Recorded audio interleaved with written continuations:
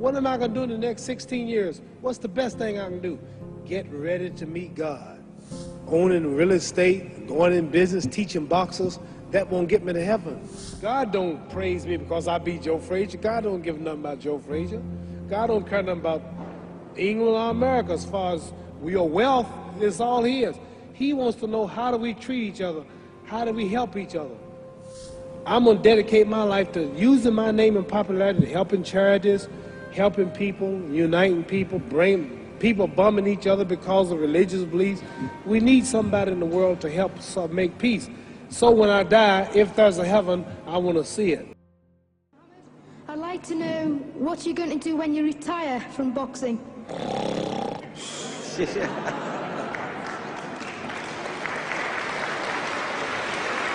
I think he's probably taking the last count at the moment. I'll do my best to wake him up Just for sleep. you. That's all I'm going to do. That's all he wants to do when he retires. Now, when I retire from boxing, I really don't know. I want to say something right here.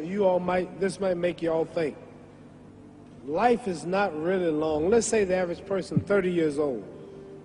If you're 30 years old, you are not but about 7 years old. How can I prove it? Add up all the 7, 8, 9 hours you slept for 30 years. Out of 30 years, add up all the nights, last night when you went to bed and woke up this morning, you don't remember a thing.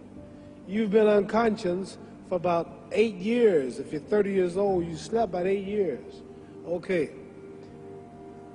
How much traveling have you done in 30 years? From the television station to home, to another country, to another city, to school, to church. You've probably traveled 2 years of your life or spent just getting back and forth to where you're going. So there's 8 years of sleeping, 2 years of traveling. There's 30 years out of your life before you accomplish anything. How long do you sit in school? In America, we stay in school from the 12th grade from the 1st grade to 12th grade. Same here? Yeah, virtually. 6 hours a day? Yeah. 6 hours a day for 12 years, break it down, you sat in the classroom for 3 years without leaving. Okay, 2 years of traveling, 8 years of sleeping, 3 years of school. How many movies have you went to? How many wrestling matches? How much entertainment? How many movie theaters, live plays, baseball games? Probably 2 years of entertainment. So by the time a man, you older people know him, bear witness what I'm saying, by the time you have children, by the time you have made a way for your children, by the time you've paid for your home, you're pushing 60 years old. So life is real short. So you add up all your traveling, add up all your sleeping, add up all your school, add up all your entertainment, you've probably been half your life doing nothing. So what am I'm 35 years old, 30 more years I'll be 65. We don't have no more influence. We can't do nothing much at 65. Your wife will tell you that. So what I'm saying, when you're 65, ain't too much more to do. So did you know I'll be 65 in 30 more years? In those 30 years, I have to sleep 9 years. I don't have 30 years of daylight. I have to travel back to America, take 6, 7 miles. All my traveling, probably 4 years of traveling in the next 30 years, about 9 years of sleeping, television, movies, entertainment, about 3 years of entertainment. Out of 30 years, I might have about 16 years to be productive.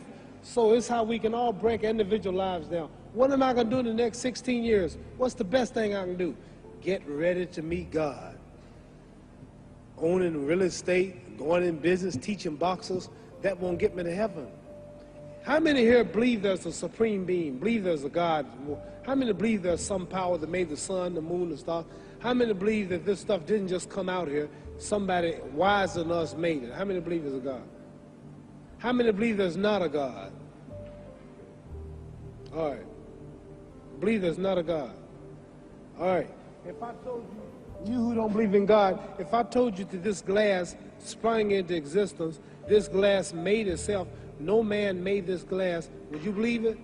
Would you believe I just told you this thing made itself? No. No. When I tell you, you wouldn't believe it, right? No, somebody's doubting it, yeah, so I'm giving you the answer. That's she wouldn't believe it. If I turned her to this television station, popped into existence, it just, no man made it. You said Muhammad Ali's crazy. All right. Well, if this glass can't make itself, if I told you those clothes you have on wove themselves. Nobody created them. Those clothes made themselves. You wouldn't believe it. But if your clothes didn't make itself, if that glass couldn't make itself, if this building didn't make itself, then how did the moon get out there? How did the stars and Jupiter, Neptune and Mars and the sun, how did nature, how did all this come here if didn't know why is something planning to make it? So what I'm saying is, I believe that we're going to be judged. Should a man like Hitler kill all the Jews and get away with it?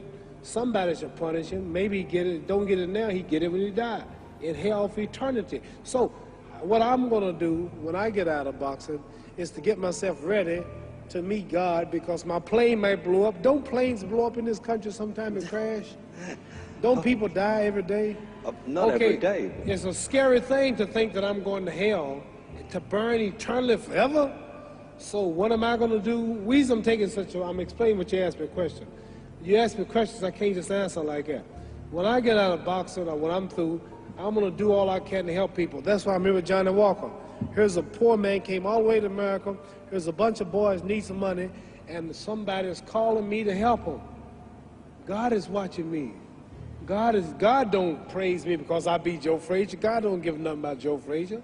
God don't care nothing about England or America as far as your wealth is all his. He wants to know, how do we treat each other? How do we help each other?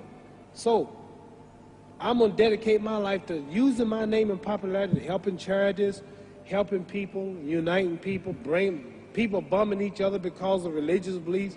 We need somebody in the world to help us make peace. So when I die, if there's a heaven, I want to see it. Because we live how long? 80 years? The odds are everybody in this room, some of you are going to be dead 20 years from now, some of you are going to be dead 50 years from now, some are going to be dead 30, some are going to be dead 60, 70 years from now. We all going to die soon. And if you live to be, say, 125 years old, which we don't do, right? Let's say we live to be 250, and you can have sex for 145 of those years. You're going to come to the end after that. So we don't have but about 80 years on earth. This is a test to see where will we spend our life in heaven and hell. This is not the life now. Your real self is inside you. Your body gets old. Some of you go to look at the fridge, you don't have no teeth. Your hair is leaving you. Your bodies get tired. But your soul and your spirit never die. That's going to live forever. So your body is just housing your soul and spirit. So God is testing us on how we treat each other, how we live, to see where our real home be in heaven.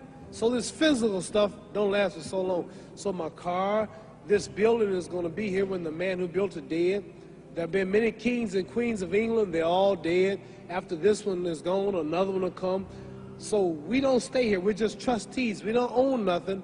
Even your children are not yours. If you think I'm lying, your wife is not yours. You die and come back a year later and go slip in your bedroom and see if your wife is by herself. See, you don't own your wife. You don't own I divorced my wife. You may have read about it. And my 4 children, they call another man daddy now. They don't see me no more. You don't own your children. You don't own your family. So what am I saying? The most important thing about life is what's going to happen when you die. Are you going to go to heaven or hell? And that's eternity. How long is eternity? Let's imagine. Take the Sahara Desert. There's a lot of sand on the Sahara Desert, right? Then imagine that 1 grain of sand represents 1,000 years. And when you in hell burning, when you die and go to hell, you're going to burn forever and ever, no end. How long is that? Give you an idea how long eternity is. Take the Sahara Desert, and I told you to wait 1,000 years. And every 1,000 years, I want you to pick up a grain of sand until the desert is empty. Okay, wait 1,000 years, pick up the first grain. Wait another 1,000 years before you get the next grain. Keep that up until there's no more sand in the desert. Whew. You know how long America's not but 200 years old. We got 800 more years to go before 1,000. So it just scares me to think that I'm going to die one day and go to hell. I'm on an airplane that might blow up. I'm always traveling.